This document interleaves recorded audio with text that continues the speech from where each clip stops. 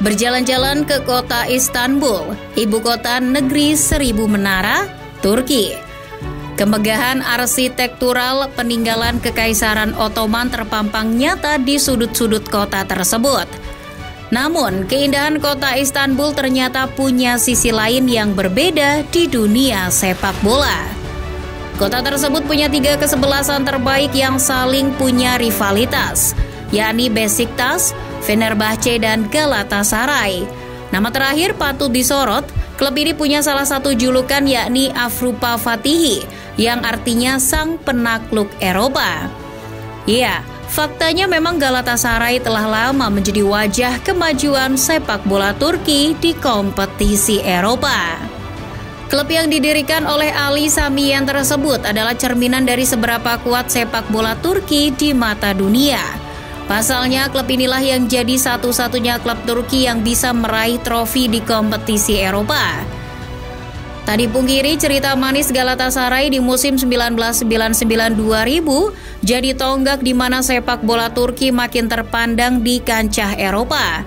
Anak asuh Fatih Terim ketika itu menghempas para lawannya di babak knockout Piala UEFA. Bologna, Dortmund, Mallorca hingga Leeds United semua mereka kandaskan.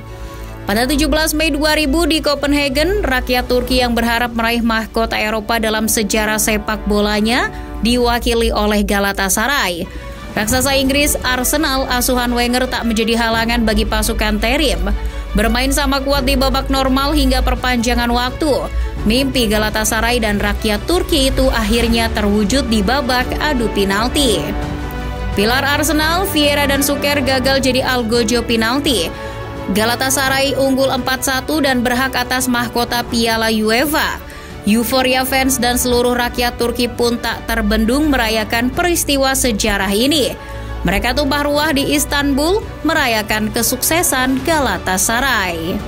Euforia Galatasaray menorehkan sejarah bagi sepak bola Turki. Tak sampai di situ.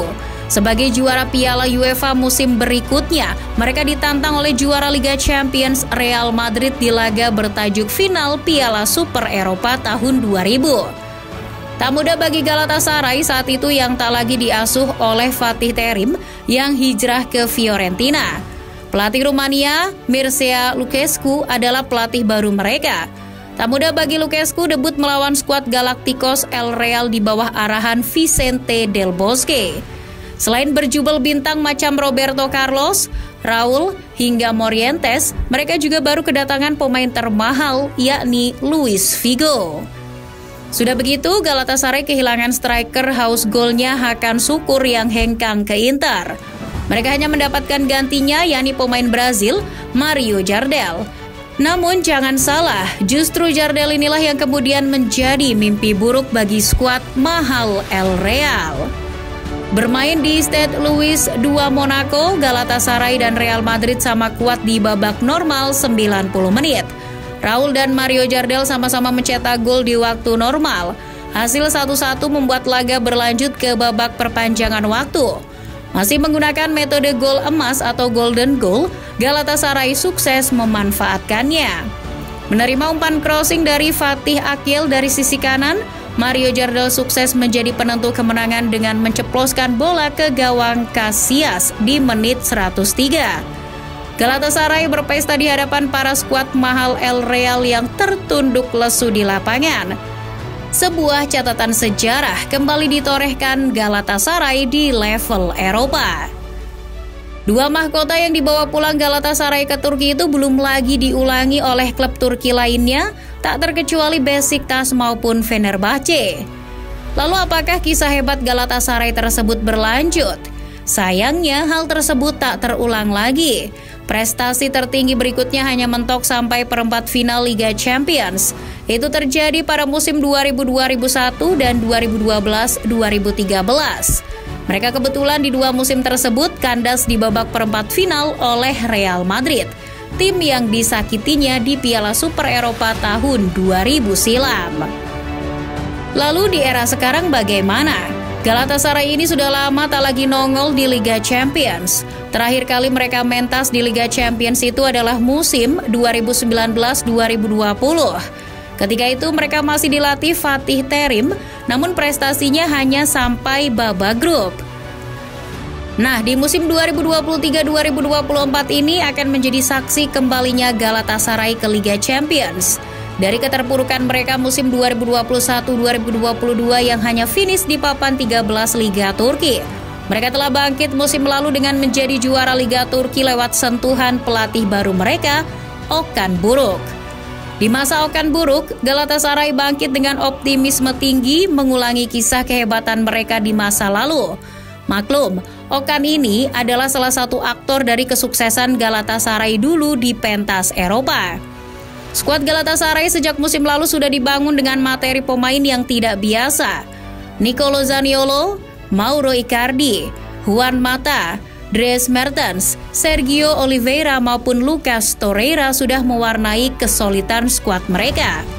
Musim ini, Galatasaray juga sudah menambah amunisi baru macam Wilfried Zaha, Tete, Hakim Ziyech, Angelino, Kerem Demirbay, Davinson Sanchez hingga Tanguy Ndombele. Bisa dikatakan kedalaman skuad Galatasaray musim ini tak bisa dianggap remeh. Persoalannya, mereka harus berjibaku di sebuah grup yang berisi raksasa Jerman Bayern Munchen dan raksasa Inggris Manchester United. Namun dengan modal juara Liga Turki, optimisme masih terpelihara di kubu Okan Buruk. Ditambah keunggulan mereka kalau sudah bicara soal stadion dan fans. Stadion mereka yang dulu dikenal dengan Ali Sami Yen Stadium telah banyak memakan korban, termasuk MU sekalipun di tahun 1993 silam. Galatasaray menjadikan stadion sebagai neraka bagi setiap klub yang bertandang. Galatasaray tak dipungkiri telah menjadi klub dengan basis pendukung terbesar di Turki. Menurut This Football Times, pada tahun 2019 lalu sekitar 40% atau kurang lebih 30 juta fans sepak bola di Turki teridentifikasi sebagai pendukung Galatasaray. Itu baru dari Turki, belum lagi dari negara lain. Tak heran jika Galatasaray bermain di kandang, stadion selalu penuh sesak. Tak jarang koreo, suara drum, nyanyian fans yang lantang, serta flare yang menyala menjadi bumbu tersendiri yang siap menggetarkan setiap lawan yang datang. Keberadaan ultras mereka yang sering disebut Ultrasian juga jadi bukti betapa sangar dan intimidatifnya pendukung mereka. Tak heran jika beberapa kerusuhan pun sempat mewarnai perjalanan Galatasaray.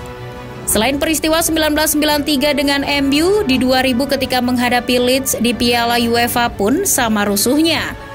Di tahun 2001 ketika menghadapi PSG di Liga Champions pun juga sama rusuhnya. Yang paling fenomenal lagi adalah ketika Galatasaray derby melawan Fenerbahce yang terjadi di tahun 2012. Pasalnya peristiwa kerusuhannya sampai merenggut nyawa.